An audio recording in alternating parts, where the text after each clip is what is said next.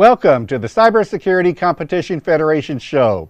I'm Dan Manson. I teach computer information systems at Cal Poly Pomona and serve as principal investigator for a National Science Foundation grant to help form an umbrella organization over cybersecurity competitions.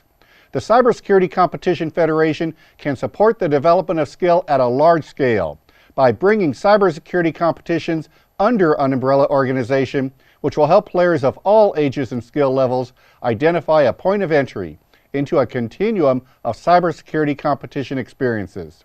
With a focus on communication and promotion, the CCF maintains the autonomy of competition creators, supports their business models, and does not interfere with their sponsorship or funding sources. This week, we began the first of a multi-part series of CyberFed cybersecurity competition coverage from Black Hat and DEF CON. In our first segment this week, we talk with professionals, recent graduates, and parents of K-12 students about the value of learning through competition. I'm here with Dan Ford. Hey, Jason, glad to see you again. Absolutely. Do you want to tell us where you work and what you do? Yeah, sure. So, my name's Dan Ford. I'm the Chief Security Officer for Silent Circle. Not Uncle Jimmy. Definitely not Uncle Jimmy. So Dan, do you have an opinion about the role cybersecurity competitions play in specifically recruiting interns? Well, yeah, and not just interns, but for me, because two of my probably top performers that I've got right now at Silent Circle, they were interns and they were heavily involved in cyber competitions at their universities. What I find is that these students are getting a pretty close to a real-world simulation of how attack and defense is going to occur in real-life situations. The more and more that we're trying to professionalize this industry, we have to have ways of training and really the mental aspect of this is what the pressure's like.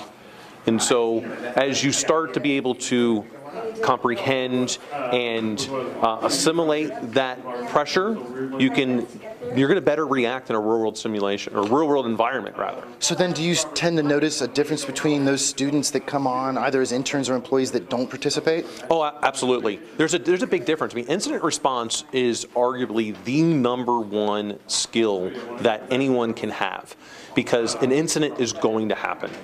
And in my opinion, the largest and most important role is closing that threat window as fast as you possibly can, and that's incident response. And when I see cyber competitions and as I'm looking at them, that is what's going on. You're being attacked, you're having to defend, because we're always under a constant state of attack.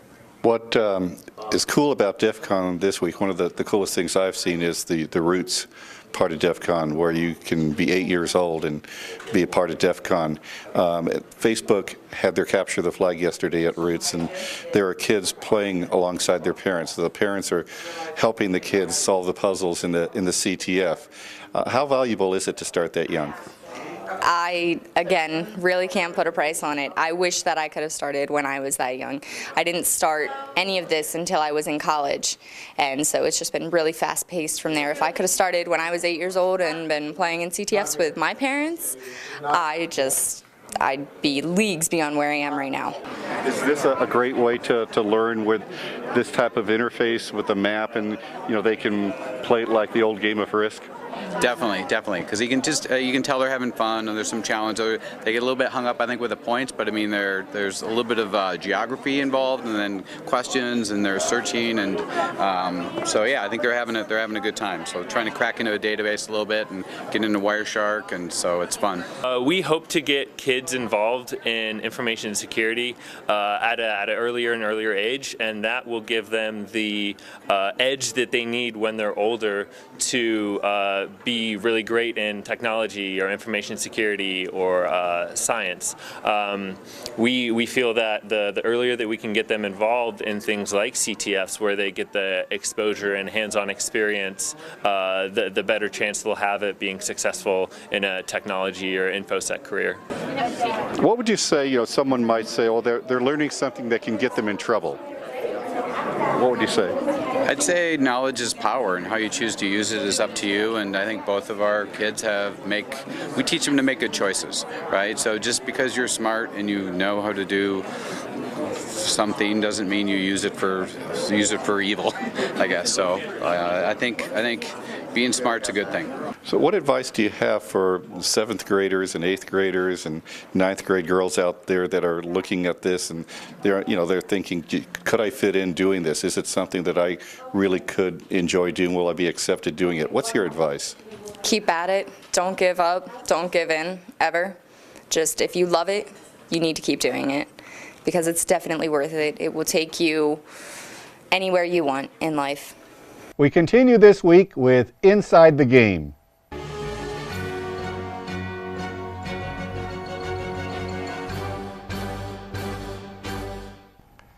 With me is Jason Pittman. Welcome, Jason. Thanks, Dan. Hey, everybody. In this segment, we have a Chief Security Officer extolling the value of learning through competitions. A recent college graduate working for the CSO who gained practical skills through competitions. A company that sponsors learning through competitions at all ages, and a family who played in their first cybersecurity competition together. I think this really shows a progression, how those in our audience can start at 8 years old and develop their skills over time and become as good as they want to be and go pro. What do you think? I definitely think that's what we saw. Everybody's passionate, everybody used the same language, the same jargon, and there was this unified approach to how do we get better at this thing collectively as a human species. One of the coolest things that I saw in this clip is what they all had in common. They all spoke with such passion. The parents were passionate about providing their kids this opportunity. Annie was passionate both about her experience in playing and what it meant to her now, and also the opportunity for someone to start much younger than she did and how far you can go. And your Chief Security Officer, he really explained why these competitions extend anything that you can do in a classroom. To me, we see something that ties together here. Yeah, you know, in the case of like Annie, I kind of have a biased view. I had her in some classes. I coached the teams when she was doing competitions, and now I work with her afterwards. And although it's anecdotal and subjective, I can tell you those competitions and her role in them, whether she was doing something specific as an engineer or whether she was leading the team, directly accelerated her growth as an individual. You know, what I want to see is the colleges across the country involved in competitions, but I want to see the Annies across the country. I want to see all those that are playing across the country realize the potential they have to be the mentors and the role models for those that are just starting. The 8-year-olds, the 10-year-olds, the 12-year-olds that we saw at Roots need mentors. They need role models just as much as professional athletes are role models for kids starting to play a sport. You know, and it's interesting you bring that up, Dan. One thing I was thinking about after DEF CON on the way back to LA was there is a really strong analogy with sports outside of the mechanics and the rules, and it's this. If I want to talk about baseball, I can talk to anybody from T-ball to pro, and it's all baseball, and that's something everybody that's involved in that sport shares. And it's like this own little tribe, its own little subculture. And we saw that in this footage, that everybody had this common way of describing what they were doing, and it was all the same. And one of the most frustrating things I've seen is that the parents are out of the loop. So the kids playing these competitions and the parents don't know what they're doing. But what we saw last week is the engagement of parents. So the parents were speaking the same language that the kids were doing in the cybersecurity competitions.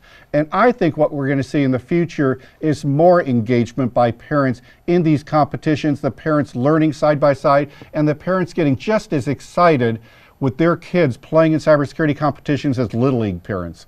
Yeah, you know, when I was a little kid, I played certain sports because my dad did. That was my role model, right? Thank you, Jason. Thanks, Dan. Later, everybody.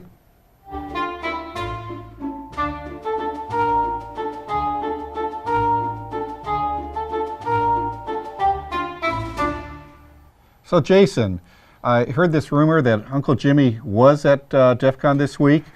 Did he still pick PPP? Because it looked to me like another team won. Yeah, he personally had a line on PPP. I don't know if he was upset that DEF COR won. That was a really interesting battle.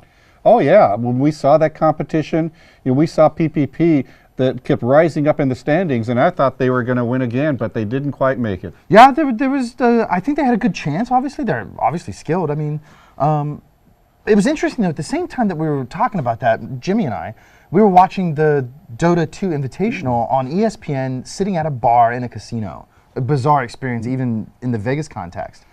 And we started talking about the rise of esports, and you and I talk a lot about cyber competitions being a sport, and Jimmy's really on board with that now. And I didn't realize this, but Dota's payout was like $18.5 million. It was higher than Wimbledon. The only thing that topped it in terms of total prize payout is the World Series of Poker. So esports is having as much prize money as any other major sport. Yeah, and of course, Jimmy being Jimmy, half a bottle of Chianti in, saw that, and I don't know what this guy's gonna cook up, but he really started hinting around to not only doing competitions himself, but also starting to build bigger engines for competitions. So what does Jimmy have for challenges this week? Yeah, so he actually came up with one. I don't know really how he thought of this one. It's an easy challenge, week 7.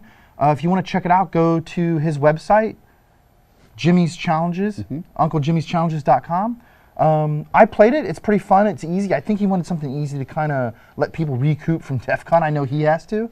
I know we heard a few people at DEF CON asking where Uncle Jimmy was and what the next challenge is going to be. I think we're starting to get some legs on this challenge. Yeah, he's getting a lot of submissions through email he told me about. He sends me some of them to kind of help verify for him. Jens the Legs is still submitting hot stuff. Jimmy loves that person, man.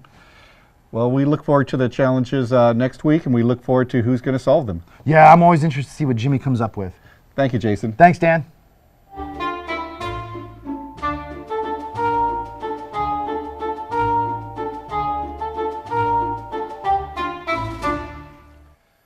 Next week, we will continue our on-site coverage from Black Hat and DEF CON in Las Vegas, Nevada.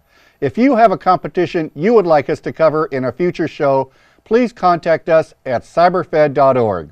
I'm Dan Manson. See you next week.